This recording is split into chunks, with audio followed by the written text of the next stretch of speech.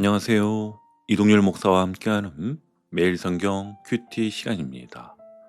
오늘 우리가 함께 나눌 본문은 느헤미야 13장 1절에서 14절 말씀입니다. 드디어 성벽은 완성되었고 봉헌식에서는 도시 전체가 찬양으로 가득했지요. 하지만 느헤미야가 잠시 자리를 비운 사이 그 아름다운 회복은 오래가지 못했습니다. 불과 1년 남짓한 시간이었는데요. 그 짧은 기간 동안 백성들의 마음속에 다시 세상의 기준이 조금씩 스며들기 시작한 겁니다. 은혜가 뜨거웠던 순간에는 말씀도 결단도 헌신도 너무나 분명했습니다. 그런데 시간이 지나고 일상이 다시 돌아오자 그들의 기준이 조용히 바뀌었습니다. 말씀대로가 아니라 편한 대로, 신앙의 기준이 아니라 세상의 기준, 하나님 중심이 아니라 내 중심으로요. 그래서 오늘 13장은 회복된 신앙을 지켜내지 못한 공동체의 현실을 보여줍니다. 그리고 동시에 하나님 백성은 어떻게 다시 정결함으로 돌아가야 하는지를 아주 생생하게 보여줍니다. 자, 그럼 이제 그 첫 장면 말씀을 듣고 다시 분리의 결단을 하는 1절에서 3절로 들어가 보겠습니다. 오늘 본문은요, 이렇게 시작합니다. 우리 1절을 함께 보시면 그날 모세의 책을 낭독하여 백성에게 들렸는데 그 책에 기록하기를 암몬 사람과 모압 사람은 영원히 하나님의 총에 들어오지 못하리니. 아멘. 여기서 하나님이 말씀하신 기준은 단순히 혈통 문제가 아니었습니다. 그들의 영적 방향성 때문이었습니다. 이전은 이렇게 설명하지요. 그들이 도리어 발람에게 뇌물을 주어 저주하게 하였음이라. 아멘. 암몬과 모압은 이스라엘을 저주하도록 사주했던 민족이었습니다. 즉 하나님 백성의 신앙을 흔드는 영향력이 있던 민족이었던 것이지요. 그래서 하나님은 그들의 문화와 가치관이 예배 공동체 안으로 들어오지 못하도록 영적 경계선을 세우신 것이죠. 그리고 백성들은 이 말씀을 듣자마자 3절에서 이렇게 반응합니다. 백성이 이 율법을 듣고 곧 섞인 무리를 이스라엘 가운데서 모두 분리하였느니라. 아멘. 곧 이 단어가 참 중요합니다. 하나님 백성의 회복은요, 깨달음에서 끝나는 것이 아니라 깨달은 즉시 행동하는 것에서 시작이 됩니다. 다시 한번요. 하나님 백성의 회복은요, 깨달음에서 끝나는 것이 아니라 깨달은 즉시 행동하는 것에서 시작이 되는 것입니다. 이스라엘은 그 자리에서 망설이지 않고 신앙을 흐리게 만들 수 있는 요소들을 분리해냈습니다. 그것이 바로 정결함의 첫걸음이었지요. 여러분의 삶 속에는 혹시 이런 섞인 무리가 남아있지는 않나요? 여기서 무리란 특정한 사람이 아니라 우리의 마음을 조금씩 흐리게 만드는 것들입니다. 신앙의 집중력을 떨어뜨리는 콘텐츠, 불필요한 비교와 자극을 주는 SNS, 예배의 우선순위를 흔드는 일정, 하나님보다 더 크게 자리 잡은 걱정과 염려들. 오늘 말씀은 우리에게 아주 부드럽지만 분명하게 말씀합니다. 말씀을 들었다면 이제 곧 순종의 걸음을 내딛고 뛰어라. 조금 미루고 싶은 마음이 들 때 그 작은 지연이 어느새 순종을 무너뜨리곤 합니다. 그래서 오늘 이 시간 이렇게 고백해보면 어떨까요? 주님, 제가 오늘 이 말씀 앞에서 미루지 않고 곧 순종하겠습니다. 제 마음을 흐리게 하는 것들을 용기 내어 분리하게 하소서. 아멘. 자, 이제 두 번째 장면을 같이 보겠습니다. 방금 전까지는 공동체 전체의 분리가 나왔다면 이번에는 성전 안에서 일어난 문제가 드러납니다. 4절을 함께 보시면 이전에 우리 하나님의 전의 방을 맡은 제사장 엘리야십이 도비야와 연락이 있었으므로. 아멘. 여기 엘리야십은 우리 하나님의 전의 방을 맡은 제사장이라고 합니다. 성전 곳간 방들을 관리하는 책임을 맡은 사람이었지요. 근데 이게 엘리야십이 누구와 연결이 되어 있었습니까? 네, 바로 도비야였습니다. 그는 누구였지요? 느헤미야 전체를 통해 성벽 재건을 방해하던 인물, 이스라엘의 대적 중 대표적인 한 사람이었지요. 그런데 엘리야십이 도비야를 위해 어떤 일을 했는지 5절에서는 이렇게 말합니다. 도비야를 위하여 한 큰 방을 만들었으니 그 방은 원래 소재물과 유향과 그릇과 또 레위 사람들과 노래하는 자들과 문지기들에게 11조로 주는 곡물과 새 포도주와 기름과 또 제사장들에게 주는 거제물을 두는 곳이라. 아멘. 여러분, 이게 무슨 뜻일까요? 원래 그 방은 소재물, 유향, 성전에서 사용되는 그릇, 레위 사람들과 노래하는 자들과 문지기들에게 줄 11조 곡물과 새 포도주와 기름, 제사장들에게 주는 거제물, 이 모든 거룩한 것들을 두는 곳이었습니다. 근데 지금은 어떻습니까? 그 방이 도비야의 방, 도비야의 세간으로 가득 찬 것입니다. 거룩한 것을 둘 곳에 거룩하지 않은 것이 들어와 앉아있는 상황인 것이지요. 6절을 보면 왜 이런 일이 가능했는지 한 가지 배경이 나옵니다. 그때에는 내가 예루살렘에 있지 아니하였느니라.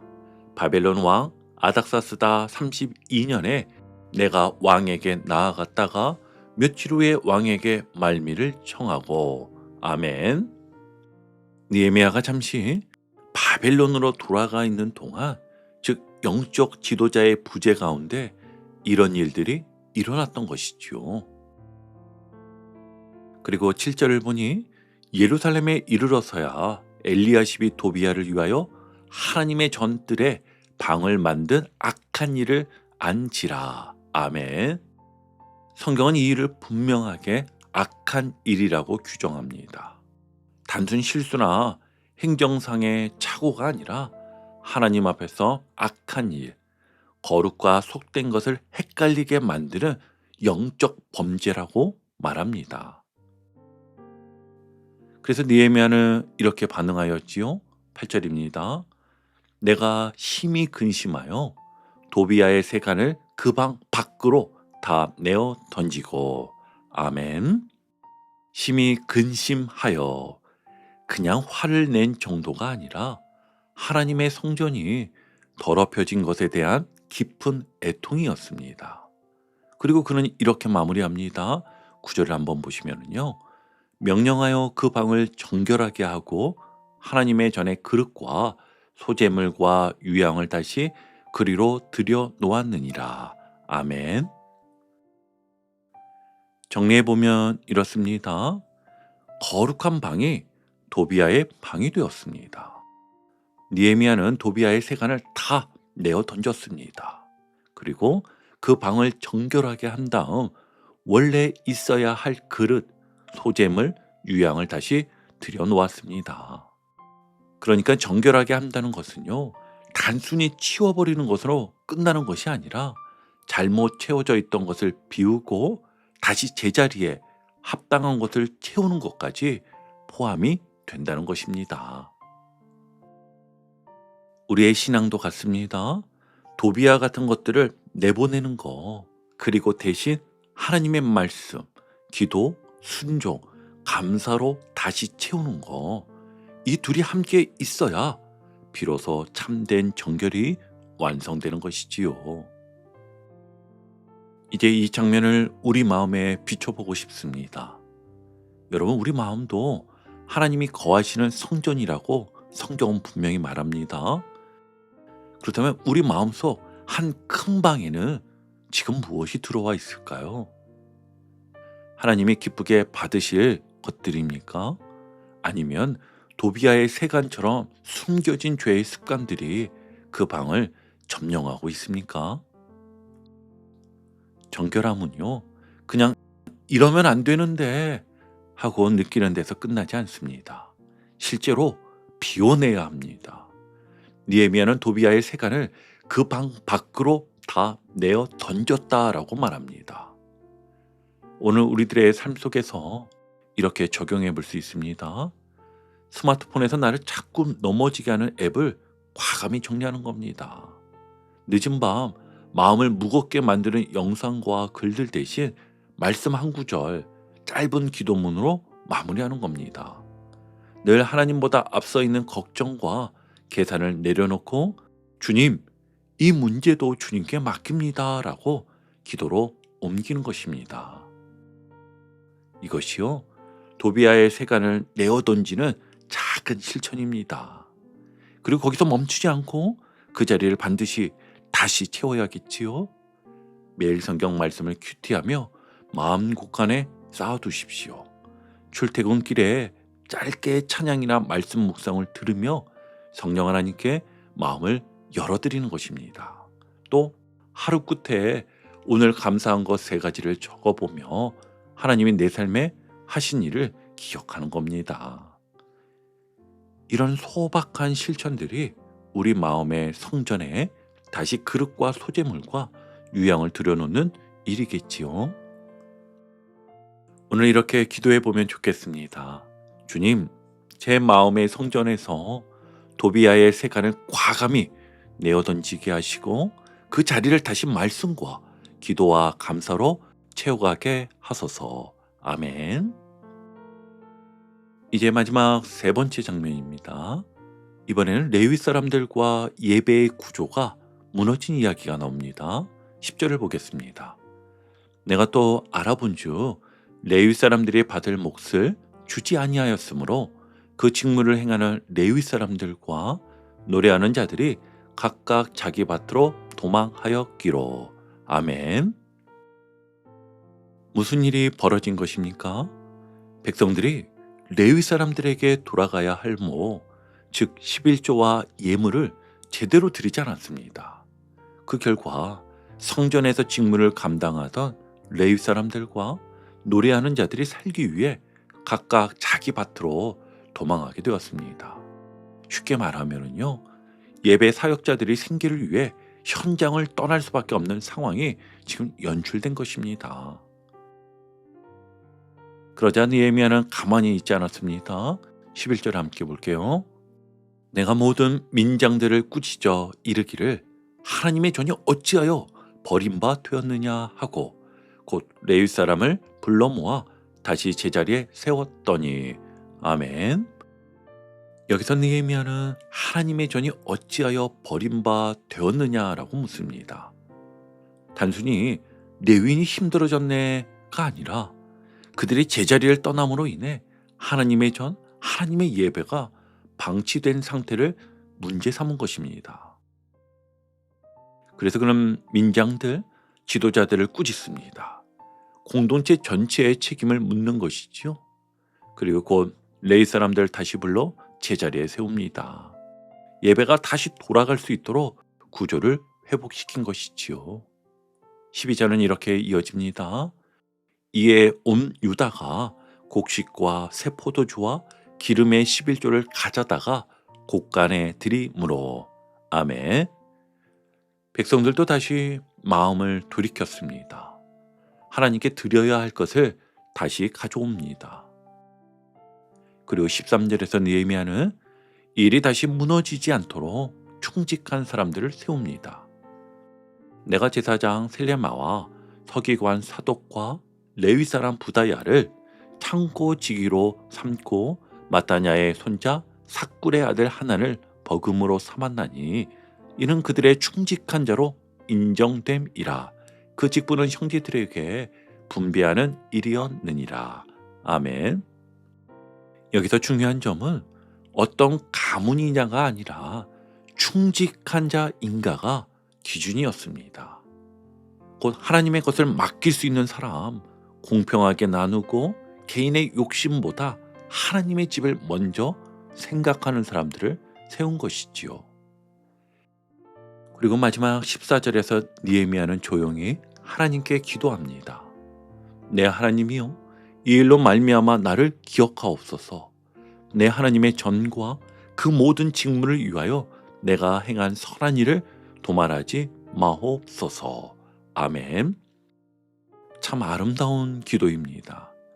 사람에게 인정받고 싶어서가 아니라 하나님의 전과 그 모든 직무를 위하여 한 작은 수고를 하나님, 주님이 기억해 주십시오라고 올려드리는 기도였지요.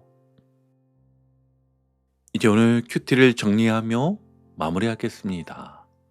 여러분, 오늘 느헤미야 13장 1절부터 14절까지 말씀을 통해 하나님이 우리에게 들려주신 메시지는 아주 분명합니다. 회복은 한 번의 감격으로 끝나지 않는다는 것입니다. 이스라엘은 이미 성벽을 세웠고 봉헌식에서는 온 성이 흔들릴 만큼 찬양으로 가득했습니다. 하지만 그 아름다운 결단은 시간이 지나면서 천천히 그리고 조용히 흐려졌지요. 그래서 하나님은 느헤미야를 다시 보내셔서 세 가지를 회복하게 하셨습니다. 첫째, 말씀 앞에서 곧 순종하는 마음. 그리고 두 번째는 성전에서 잘못 들어온 곳을 비우고 다시 채우는 정결함. 그리고 마지막 세 번째는 예배가 멈추지 않도록 제자리를 지키는 충직함. 여러분, 이 세 가지는요, 오늘 우리 신앙의 핵심이기도 합니다. 말씀을 들었으면 그래서 곧 순종해야 합니다. 마음의 성전을 깨끗이 비우고 우리도 다시 채워야 합니다. 예배와 섬김의 자리를 끝까지 지키고자 애써야겠지요. 하나님은 오늘도 이렇게 말씀하십니다. 내 사랑하는 자야, 다시 정결하게 하라. 오늘 하루 여러분의 마음에도 이 다시 정결하게 하시는 하나님의 은혜가 부드럽게 스며들기를 주의 이름으로 축복합니다. 아멘. 오늘도 복음의 기쁨과 확신으로 승리하는 하루 되시길 축복합니다. 함께 해주셔서 감사합니다. 내일 큐티 시간에 다시 뵙겠습니다.